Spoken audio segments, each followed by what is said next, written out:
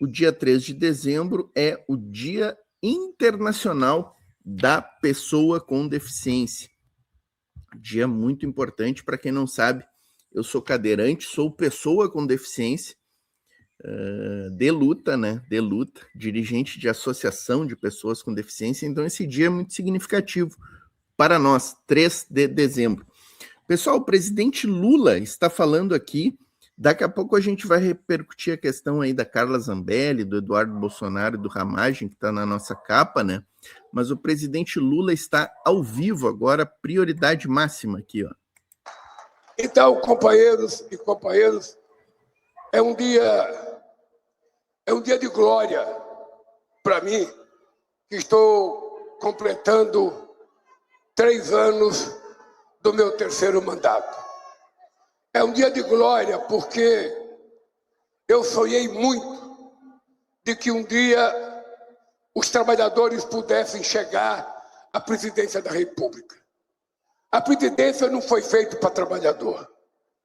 A presidência foi feita para grandes empresários, para grandes intelectuais, para grandes fazendeiros, mas trabalhador não estava previsto na lógica das ciências políticas um operário chegar à presidência da República. E quando eu cheguei à presidência da República, eu comecei a pensar em fazer as coisas que pareciam impossíveis de ser feitas. Porque no Brasil se tem como hábito de dizer não para tudo. Ah, vai investir nisso? Não, não tem dinheiro. Vai fazer tal coisa? Não, não tem dinheiro. E o tempo vai passando, E eu fico me perguntando quanto custou a esse país não ter alfabetizado o Brasil há 50 anos atrás. Quanto custou o atraso do analfabetismo nesse país? Eu fico me perguntando quanto custou a esse país não ter feito reforma agrária quando o mundo inteiro fez logo depois da Segunda Guerra Mundial. Eu fico perguntando quanto custou a esse país não ter feito universidades igual aos outros países do mundo. Eu já disse várias vezes e vou repetir. Cristóvão Colombo chegou em Santo Domingo, na República Dominicana, em 1492. Todo mundo sabe a história. Se não sabe, pergunta para o professor de português do lado, de história do lado, que ele sabe. Pois bem, Cristóvão Colombo chegou em 1492 em Santo Domingo. Cabral chegou aqui em 1500, 8 anos depois. 32 anos depois, não, 40 anos depois, em 1532, já tinha a primeira universidade federal na República Dominicana. 40 anos depois da descoberta. Sabe qual é a diferença? É que no Brasil, a primeira universidade federal só chegou 420 anos depois da descoberta. Isso significa o quê? Isso significa que a elite brasileira que governava esse país nunca teve interesse na educação, porque eles podiam mandar os filhos deles estudar na Inglaterra. Eles podiam mandar os filhos deles estudar em Londres, estudar em Paris, estudar em Harvard, estudar em York, estudar em Madrid, estudar em Coimbra. E o que acontecia com o povo brasileiro? O povo pobre era para cortar cana, era para trabalhar de pedreiro, era para fazer serviços que não são os serviços que são mais valorizados do ponto de vista profissional. E por isso a educação brasileira não avançou. E você pensa que eu falo com orgulho? Eu falo com vergonha. Em 83 anos, presta atenção, que tem muito pesquisador que pode pesquisar se eu estou mentindo. Em 83 anos, toda a elite brasileira que governou esse país, entre Universidade Federal e extensões universitárias, eles fizeram 138. Eu, em apenas 10 anos, já fiz 143. E sou o presidente que mais fiz universidade na história desse país. Eles, em 100 anos, entregaram 140 institutos federais. Nós, em 15 anos, vamos entregar 782 institutos federais. E vamos entregar mais escolas de tempo integral. E vamos integrar mais gente entrando na universidade. E por que isso? E por que isso? Porque é um sabido, quando chega na presidência, eles acham que o povo não precisa estudar. Para que uma menina pobre tem que ter curso universitário? Ela vai ter que trabalhar de empregada doméstica. Ela vai ter que trabalhar numa lojinha, ganhando R$ 1.600, R$ 1.400, e ainda fazer feirão de sábado e domingo. Para quê? Para que o menino da favela precisa ser doutor e fazer ciências políticas, fazer economia, fazer direito, fazer pedagogia? Para quê? Porque pobre tem que trabalhar. Estudar é coisa de rico.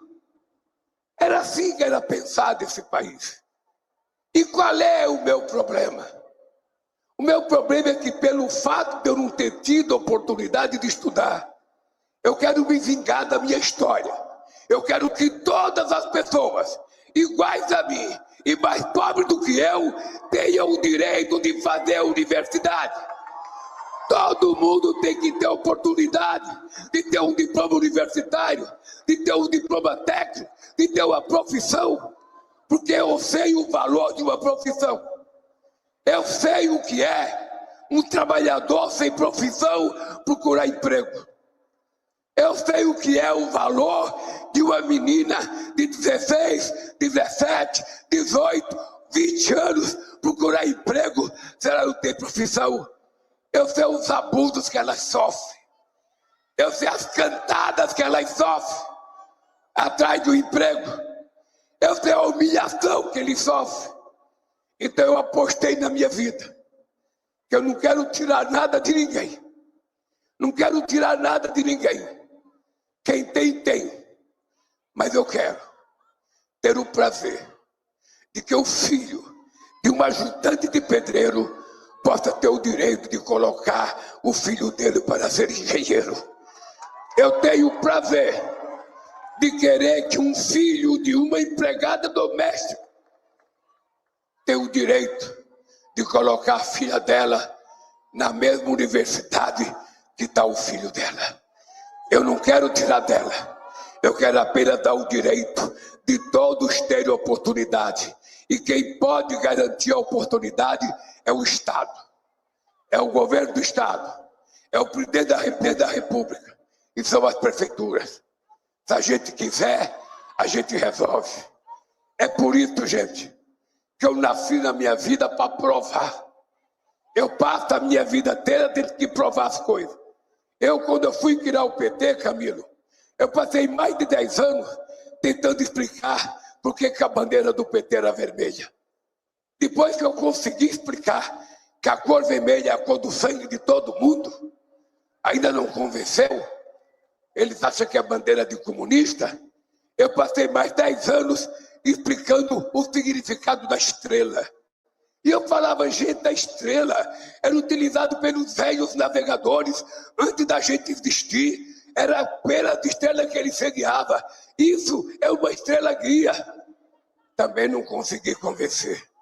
Depois eu passei mais 10 anos explicando por que eu tinha barba. Eu falava, gente, pelo amor de Deus, Jesus Cristo tinha barba. Pelo amor de Deus, Tiradentes tinha barba. O que incomoda a minha barba? Também não consegui convencer. Mas o dado concreto é que eu não desisti, porque eu aprendi a andar de cabeça erguida e eu estou aqui.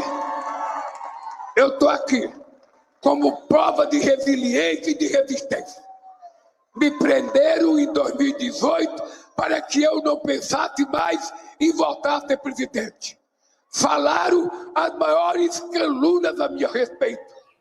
E vocês não sabem o orgulho que eu nunca contei para vocês.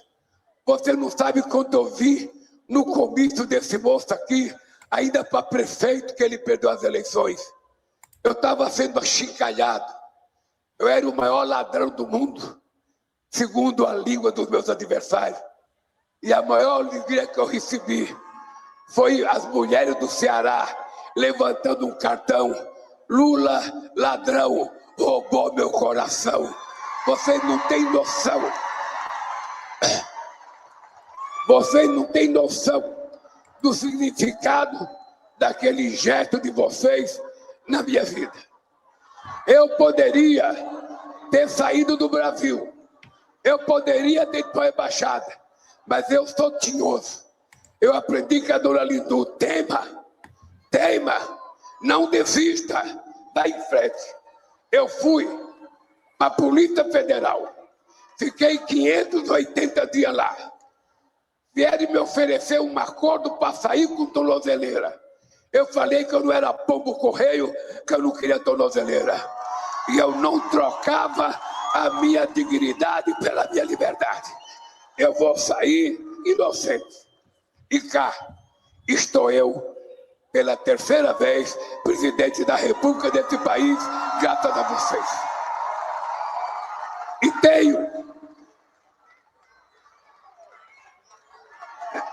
tenho muito orgulho. Eu voltei a ser presidente. Se perguntarem para mim, Camilo, do que eu tenho orgulho? Eu tenho orgulho da 101 Nordeste, ligando o estado do Ceará, Pernambuco, Rio Grande do Norte e Paraíba. Se perguntarem para mim, eu tenho orgulho da Transnordestina, que era para ter acabado em 2012. Ela não acabou. Eu voltei e quero andar nesse trem, chegando ao porto de Pecém o ano que vem. Dom Pedro tentou fazer a transposição do Rio São Francisco em 1846. Precisou chegar em 2003. Um cara que tinha sido vítima da fome em Garanhuns. Um moleque de 7 anos, que saiu agarrado no rabo da saia da mãe para ir para São Paulo, para não morrer de fome e para encontrar com meu pai. Chegou lá, o que eu encontrei não foi meu pai, foi um outro homem, casado com outra mulher e já tinha mais 4 filhos. A minha mãe, analfabeta, deu um show de dignidade. Ela se separou do meu pai, fomos morar num barraco e ela criou 8 homens e 3 mulheres. E o caçula dela virou presidente da República desse país. Então, nós vamos acabar com esse problema da água, porque nós vamos ter que resolver esse problema de cinturão das águas o ano que vem. Eu não quero nunca mais ver um cearense dizendo que não tem água para beber, porque a água vai vir para cá, porque vocês têm direito e nós temos a obrigação de garantir que ninguém morra por falta de um copo d'água, que uma cabrinha morra por conta de falta d'água, que um jegue morra por falta d'água. Essa é a obrigação do Estado. A seca é um problema da natureza. A fome, por conta da seca, é falta de vergonha na cara de quem governa esse país durante tanto tempo. Não tem nada impossível quando a gente tem disposição. É por isso, companheiro Camilo e companheiro Mano, eu completei 80 anos dia 27 de outubro. Não ganhei presente de vocês, nem seu, nem de vocês. Não me deram presente, não tem problema. E as pessoas perguntam: ô Lula, você não está velho? Não, eu estou com 80 anos. Os anos passam, mas eu não estou velho, porque quem tem uma causa não envelhece. A velhice é falta de motivação na cabeça das pessoas e eu tenho uma motivação. Eu quero esse povo brasileiro vivendo bem, comendo bem, trabalhando bem, estudando bem, passeando, tendo acesso à cultura. É possível fazer desse país um país grande, um país que tem um povo generoso, um país que tem um povo extraordinariamente bom. Então eu tenho um sonho. Então eu vou inaugurar a Transnordestina. Eu vou inaugurar o fim da sede e da água aqui no estado do Ceará. Eu vou inaugurar hoje o começo de uma indústria automobilística aqui no estado do Ceará para produzir carro elétrico. Espero Camilo e Romano e Mônica vir fazer a festa do lançamento da pedra fundamental do call center. Mas o que eu quero mais, não é mais falar de educação, porque o Camilo já falou de educação, o Romano já falou de educação. Eu quero falar de uma coisa. Eu agora quero aproveitar vocês aqui e quero falar diretamente para os homens que estão aqui. Quero falar para professores, quero falar para reitores, quero falar para os homens, para deputados, para governador, para ministro.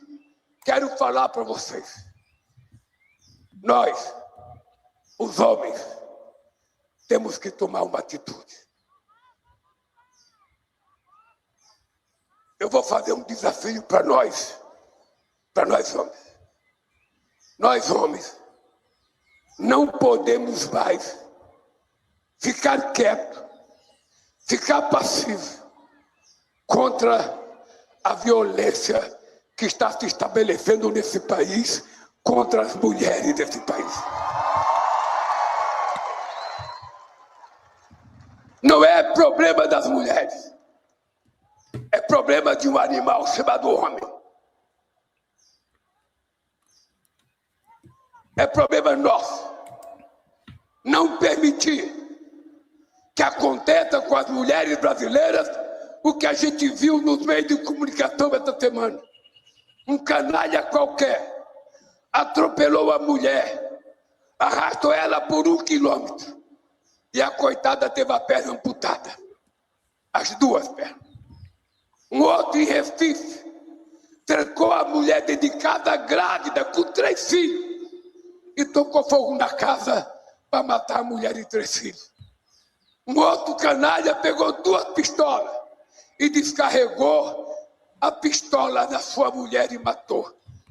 E um outro canalha na Bahia pegou uma criança de 2 anos, bateu nela e estuprou uma criança de 2 anos. Ou seja, isso não pode ser normal.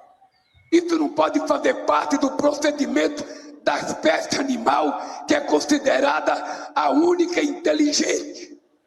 Isso não é inteligente, isso é burrice, isso é maldade, isso é cretinice, e nós homens precisamos nos colocar contra esse tipo de homem, porque não tem punição para a gente punir um safado que bate na mulher. Ninguém é obrigado a morar com ninguém. Se um cidadão mora com a sua esposa e não gosta mais dela, se separe dela e deixe ela viver a vida dela. A mulher não é obrigada a morar com você porque você gosta dela. É preciso saber se ela gosta de você, porque ela também tem direito. Ela tem direito. Amor é uma coisa feita a 2, não é de um só. O que não dá é para ter violência. Eu fui educado por uma mãe analfabeta, que o dia que meu pai foi me bater, e a mangueira que meu pai foi me bater, bateu na cabeça dela, ela foi embora de casa. Ela não ficou mendigando o amor do meu pai a troco de um prato de comida. E eu acho que a coisa tem piorado nesse país. O cara chega em casa, acha que a mulher é escrava dele, tem que fazer comida para ele meia-noite. Ele quer que a mulher lave a cueca dele todo dia. Ele vai tomar banho e fica: cadê minha toalha, cadê minha cueca, cadê minha sabonete? E se a mulher não está em casa, a mulher não presta. É preciso mudar de comportamento. E eu vou liderar o movimento. Presta atenção no que eu estou dizendo, companheiro deputado. Eu vou liderar o movimento. Eu vou conversar com todos os poderes desse país. Nós, homens, que temos caráter, que temos dignidade, que tratamos as mulheres com respeito, não podemos aceitar que alguém ligado a gente seja violenta contra a mulher. Nós não podemos. É preciso ter um jeito nesse país. É preciso dar um jeito. Minha mãe dizia, meu filho, se um dia você tiver que levantar a mão para bater na sua mulher, vai embora de casa. Porque essa mão aqui não foi feita para bater, ela foi feita para trabalhar e para fazer carinho na pessoa que a gente ama e não para bater na pessoa que a gente ama. Portanto, companheiros, eu quero dizer para vocês que eu não sei quantos presidentes do mundo, mas quero que vocês saibam. Eu, Luiz Inácio Lula da Silva, 80 anos de idade, vou liderar o movimento dos homens que prestam nesse país para que a gente possa defender as mulheres brasileiras. Defender as mulheres significa não defender a nossa, defender a dos outros, defender a mãe deles, defender a filha deles, defender a nora deles, defender todo mundo que seja vítima de violência. É um compromisso nosso. Eu quero olhar na cara dos companheiros. Eu tenho até coragem de chegar na época da eleição e dizer: o vagabundo que bate na mulher não precisa votar no Lula para presidente da República, porque esse voto não presta. Chega a ter coragem de Deus. Porque eu acho que nós estamos vivendo um momento em que a gente tem que se dignar. O que está faltando em nós é um pouco de indignação. Se é nos outros, tudo bem. É na casa do outro, é na outra casa, é no outro apartamento. Mas qualquer dia chega no nosso. Então, companheiros e companheiras, queridas professoras, a luta contra o feminicídio, a luta contra a violência contra as mulheres não é uma coisa só de vocês. Tem que ser uma coisa nossa, que somos a parte violenta da sociedade, que somos a parte violenta. Então, daqui para frente, eu quero que as mulheres saibam, e os homens também. Eu serei um soldado nessa luta, em defesa da luta contra o feminicídio, contra a violência, contra a mulher brasileira. Um abraço, que Deus abençoe vocês e até outro dia, se Deus quiser. Palavras do presidente Lula. Perfeito, perfeito. Presidente Lula falando agora ao vivo aí no Ceará, em Fortaleza.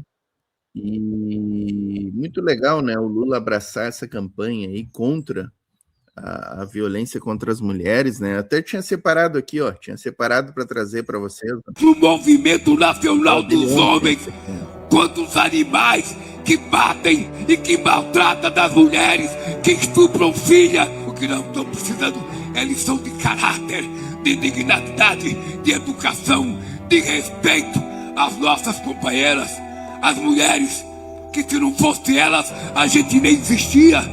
Então, a partir de agora, eu estou no movimento dos homens que vão começar a conscientizar esse país de que o homem não nasceu para bater em mulher, para estuprar criança ou para fazer violência. Quem estiver comigo, levante a mão, por favor, nessa luta. Tamo junto.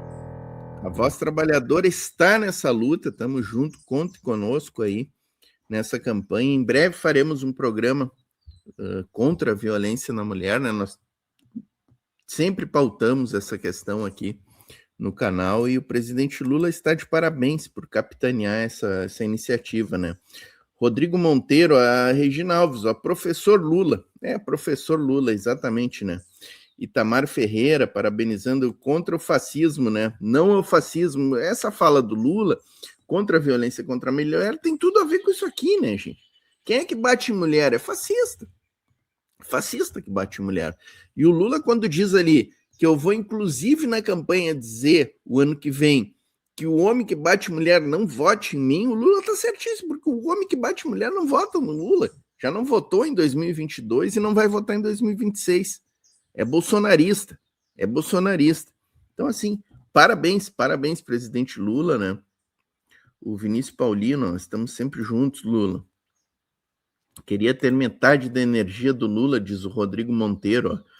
Fenômeno da história presidencial do Brasil e do mundo. Maria Lúcia de Oliveira, meu amigo Lula tem um grande defeito, sabe qual é? Ele nos ensina a amá-lo cada dia mais, ser humano diferenciado.